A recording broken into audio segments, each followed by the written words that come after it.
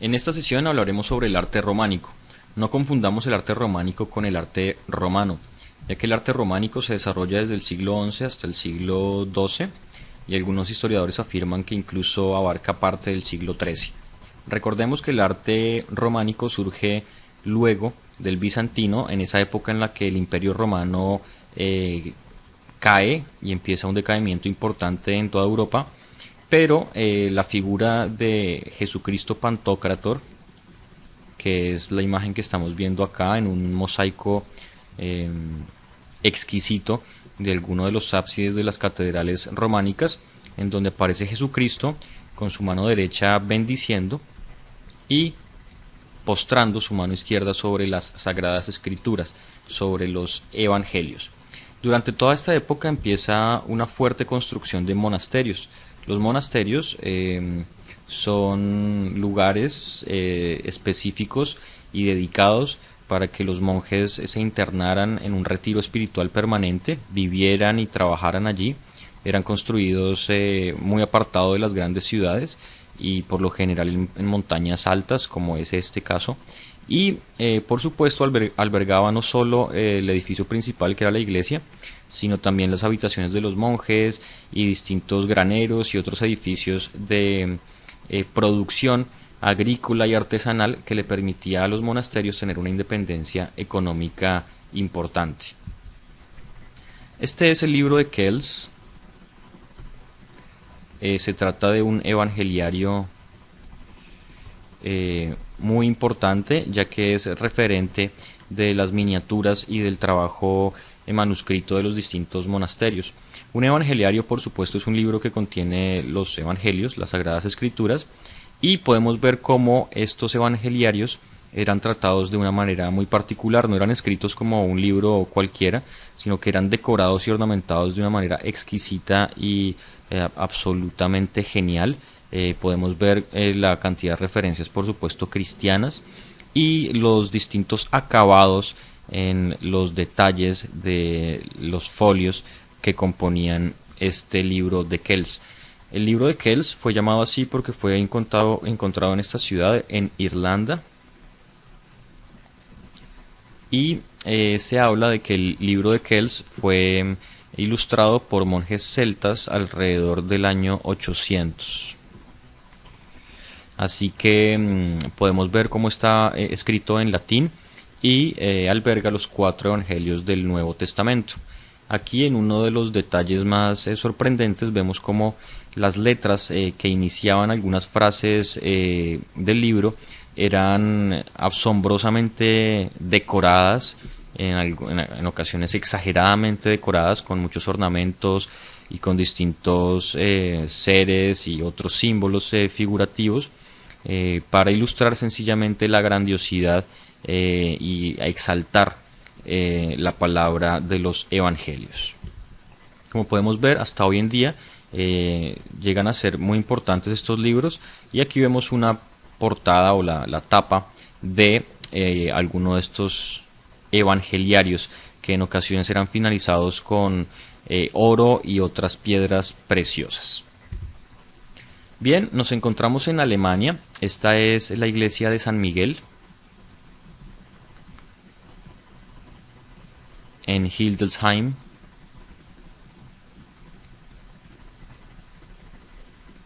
Construida entre el año 1001 y 1031 por Otón III. La particularidad de esta iglesia es que fue consagrada por el regalo que le hizo Otón III de unos pedacitos de la cruz de Cristo. Así que esta iglesia fue erigida y fue encomendada al arcángel San Miguel, ya que contenía estos pedacitos de la supuestamente real cruz en la que fue muerto Jesucristo. Podemos ver el estilo, digamos, sobrio, no tan adornado, pero sin duda ya el tamaño de estas iglesias empieza a ser bastante importante, en donde aparecen campanarios que resaltan un poco la grandiosidad de lo que es el edificio, y vemos por supuesto que durante muchos siglos posteriores estas iglesias y edificios fueron reconstruidos. Esta iglesia fue derribada durante la Segunda Guerra Mundial, fue destruida, pero por fortuna muchos de sus tesoros y de sus obras de arte, así como las puertas, que tenían altos relieves muy importantes, fueron escondidas en minas de Hildesheim cercanas, y la iglesia fue reconstruida en los años 50, luego de la Segunda Guerra Mundial. Estamos pues ante la Catedral de Speyer, ubicada en Alemania. Su construcción fue ordenada por el emperador Conrado II, iniciada en el año 1030 y hasta el 1061, claro que con varias modificaciones bien importantes. Por ejemplo, la que sufrió desde 1772 hasta 1784, en donde se le añadieron la fachada y el vestíbulo, entre tantas otras cosas.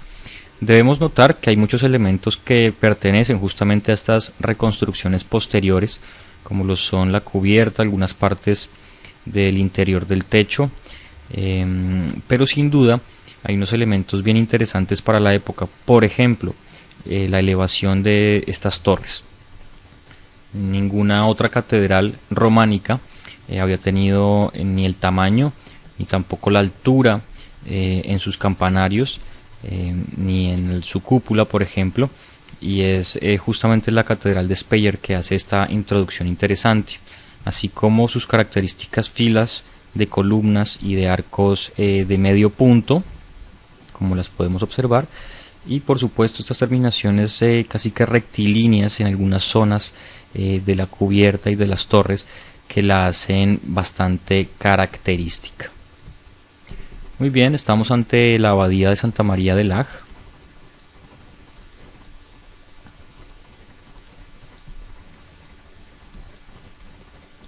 Ubicada también en Alemania, construida en el año 1093. Como podemos observar, es una construcción absolutamente bella, empezando por sus características de color. Hay algunas zonas que fueron construidas con piedra volcánica, otras con arenisca, en fin. Y lo más importante para resaltar de esta construcción es el volumen. Estos volúmenes que tiene la abadía de Santa María de Lage son bien interesantes, ya que hay algunas torres que tienen, por ejemplo, una base redondeada, hay otras posteriores que tienen base rectangular, y hay que notar que esta torre central es una de las características más importantes de la abadía de Santa María de Lage, sobre todo con estas terminaciones volumétricas que se van acentuando hacia el piso, de tal manera que las hace ver como una de las construcciones románicas más hermosas, sin duda. Y aquí, con una imagen del interior, por supuesto vemos al Cristo Pantocrátor presidiendo desde el ábside. Esta es la Basílica de Pisa, o la Catedral de Pisa.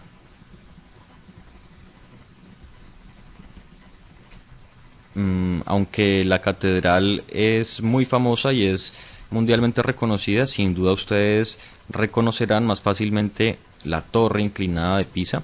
No es otra cosa que el campanario de la catedral. Esta catedral fue construida hacia el año 1118. Por supuesto estamos hablando que está ubicada en Italia. Y podemos observar, es una catedral que tiene unos 55 metros de alto, un poco menos que la torre. La torre fue construida hacia el año 1173 y el baptisterio, que ya lo vamos a ver, fue construido hacia el 1153. La torre, como bien lo decíamos, era el campanario. Como podemos ver, hay distintos estilos arquitectónicos en los que el campanario estaba alejado ciertamente de la catedral, y el baptisterio también. Aquí encontramos pues el baptisterio, un edificio sin duda hermosísimo también, construido como dijimos en el año 1153, la torre, como dijimos también, el año 1173, pero ambas construcciones alejadas de del cuerpo principal de la catedral, que como podemos ver tiene su planta en cruz latina, por supuesto la cúpula y el ábside, donde seguramente está la representación de Jesucristo Pantocrato. Bien, estamos ante uno de las construcciones más hermosas de la época románica. Se trata del Monte de San Miguel. Está ubicado en Francia. Y como podemos ver es una construcción única. Las personas que la han visitado dicen que no hay otro espectáculo más hermoso que ubicarse en alguno de sus miradores y observar cómo el mar entra 2 veces al día, inunda toda esta zona y vuelve a salir de una manera bastante rápida. Así que es un espectáculo que brinda este monte de San Miguel. Aquí tenemos otro de las fotografías, una de las vistas más impresionantes de este monasterio, de esta catedral. Como podemos ver, era muy común buscar sitios altos en montañas pequeñas y bien empinadas para construir una fortificación que diera cabida a este rito cristiano que incluso hoy en día sigue en muchos monasterios del mundo. Espero pues que hayan disfrutado de este recorrido por el arte románico y espero encontrarnos de nuevo estudiando la historia del arte occidental.